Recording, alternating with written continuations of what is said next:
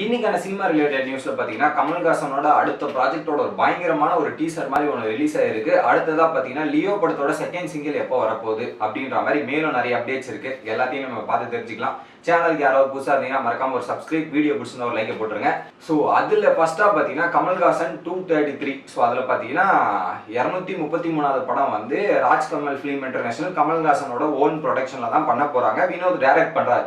அந்த படத்தோட ஒரு டீசர், ஒரு ட்ரைலர் மாதிரி ஒரு சின்ன வீடியோ ஒன்று ரிலீஸ் பண்ணியிருக்காங்க. கிளிம்ஸ் மாதிரி வச்சுக்கோங்க.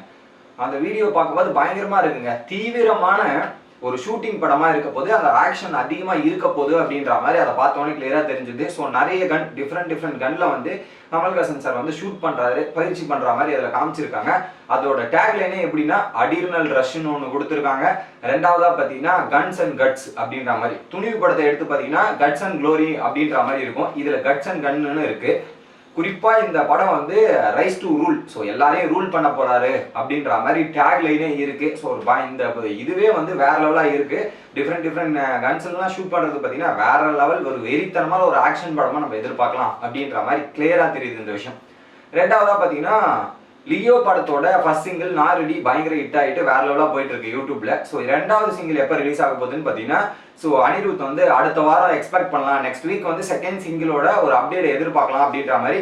ஸோ நெக்ஸ்ட் வீக்குக்குள்ள வந்து பார்த்தீங்கன்னா இந்த ப்ரோமோ வீடியோ வந்துடும். அந்த வீக் எண்டுக்குள்ள பார்த்தீங்கன்னா இந்த வீடியோவும் ரிலீஸ் ஆயிருங்க. அந்த செகண்ட் சிங்கிளோட ஃபுல் சாங்கும் யூடியூப்ல ரிலீஸ் ஆகிறதுக்கான வாய்ப்பு அதிகமாக இருக்கு. இது ஒன்று. மூணாவதா என்ன பார்த்தீங்கன்னா, சூர்யா சுதாகராவோட காம்பினேஷன்ல அடுத்த ஒரு படம் நடக்க போது பாத்தீங்களா, அந்த படத்துல வந்து ஸோ நஸ்ரியாவை எடுக்கலாம் அப்படின்ற மாதிரி டாக்ஸ் போயிட்டு இருக்கு. அவங்க கிட்டயும் அந்த பேசிட்டு இருக்காங்க டீம் சார்பில் இருந்து அப்படின்ற மாதிரி நியூஸ் வந்திருக்கு. ஸோ சுதாகரா, அப்புறம் சூர்யா மற்றும் நஸ்ரியா, இவங்க 3 பேரோட காம்போ ஒர்க் அவுட் ஆக போகுதுன்னு நான் நினைக்கிறேன். நாலாவதா பாத்தீங்கன்னா விஜய் சேதுபதியோட ஒரு வெப் சீரிஸ் மாதிரி ஹாட் ஸ்டார் கூட ஒரு கம்பைன் பண்ணியிருக்காங்க. காட்டான் அப்படின்றது தான் அந்த வெப் சீரிஸோட பேரு. அதோட ஷூட்டிங் எல்லாத்தையும் ஸ்டார்ட் ஆகிட்டு பூஜை எல்லாம் போட ஆரம்பிச்சிட்டாங்க. ஸோ கூடிய சீக்கிரத்தில் அந்த வெப் சீரிஸ் வந்து ஹாட் ஸ்டார்ல ரிலீஸ் ஆகிறதுக்கான வாய்ப்பு இருக்கு. அது ஒரு பக்கம். அஞ்சாவதா பார்த்தீங்கன்னா நேற்று சித்தா படத்தோட ட்ரைலர் ரிலீஸ் ஆக போகுதுன்னு நான் சொல்லியிருந்தேன். அது வந்து ஒரு அப்பா பொண்ணு, அவங்க 2 பேருக்கு உள்ள கான்வர்சேஷனும், ஸோ அந்த பொண்ணுக்காக அப்பா என்னென்னலாம் பண்ண போறாரு அப்படின்ற மாதிரி தான் அந்த ஒரு ட்ரெய்லர் இருக்கு. ஸோ அந்த ட்ரெய்லரை பார்த்துட்டு உங்க கருத்து என்ன அப்படின்றத கமெண்ட் செக்ஷன்ல கமெண்ட் பண்ணுங்க. ஆறாவதா பார்த்தீங்கன்னா ஜவான் படத்துல வந்து விஜயோட இது இருக்கா அப்படி இருக்கா அப்படின்ற மாதிரி நேற்று நானும் பேசியிருந்தேன். பட் அந்த கேமியோ எதுவுமே கிடையாது. ஸோ ஜவான் படத்துல விஜய் வரல, இது ஒரு பக்கம். பட் ஜவான் படத்தை பத்தி நம்ம பேச வேண்டிய கட்டாயத்துல ஏன் இருக்கும் அப்படின்ற மாதிரி நான் ஒரு சில விஷயங்கள் பேச வேண்டியது இருக்கு.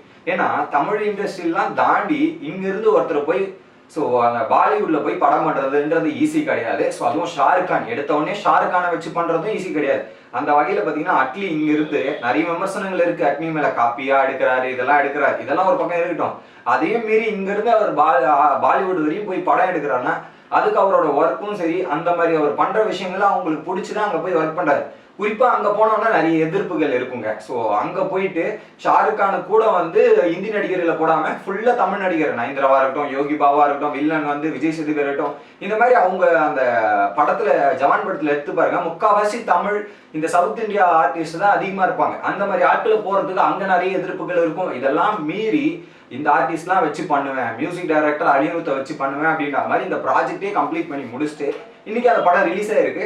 ஸோ அந்த ரிலீஸ் ஆன ரிப்போர்ட்ஸ் எப்படி இருக்குன்னு தெரியாது, ரிவ்யூ எனக்கு எப்படி இருக்குன்னு தெரியாது. பட் இந்த படம் வெற்றி அடைஞ்சா அட்லிக்கு எந்த அளவுக்கு பெருமையோ தமிழ் சினிமாவுக்கும் அந்த அளவுக்கு பெருமை தான். என்னதான் நீங்க சொன்னாலும் ஹிந்தி படம் அப்படின்றத நீங்க சொல்லிடலாம். ஹிந்தி படத்துல ஷாருக் கான் மட்டும் தான் இருக்காரு.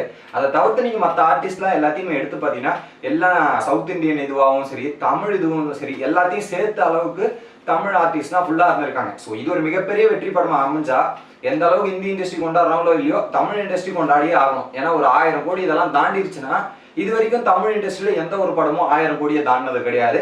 ஸோ இதுதான் மொதல் படமா இருக்கும். ஸோ அந்த அளவுக்கு இருக்கும். ஜவானோட ரீச் வந்து இங்க அனிருத்துக்கும் சரி, அட்லிக்கும் சரி, தமிழ் சினிமாவுக்கும் சரி மிகப்பெரிய வெற்றியா இருக்கும் நான் நினைக்கிறேன். நீங்க என்ன நினைக்கிறீங்க அப்படின்றத கமெண்ட் பண்ணுங்க. வீடியோ பிடிச்சா ஒரு லைக் பண்ணுங்க.